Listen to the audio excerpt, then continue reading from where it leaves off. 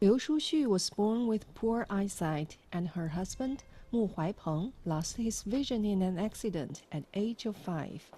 The couple runs a blind massage clinic, where the husband lives for convenience, and the wife brings lunch to join him for work every day. The clinic is converted from a 2-room apartment. To make it easy for them to walk around, it hardly has any furniture. Growing from listening to crosstalks, they still love listening to it from radio at work and learned doing it themselves.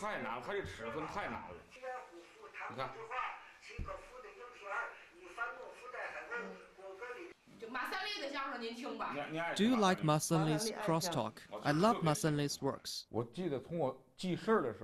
I've enjoyed listening to crosstalks of Ping Shu ever since I started remembering things. I feel it's a great fun to carefully tell a couple jokes from the crosstalks when we are eating or relaxing.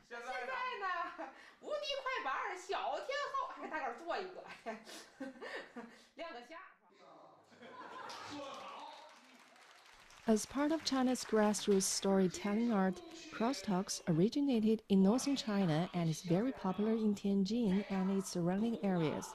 Being an essential part of Tianjin people's daily entertainment, crosstalking has become Liu Shuxu family's soulmate. In 2010, her family and a few other blind friends started China's first blind crosstalking association named Wen Xiaoxuan. Our hope is that people laugh when they hear us.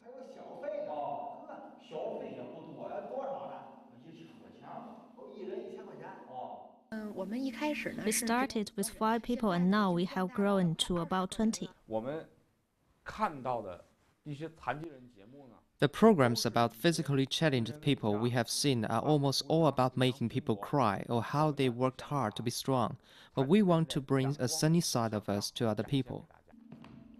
They have their weekly association activities, like mini-stage rehearsals that not only bring them joy but also help them glean experience.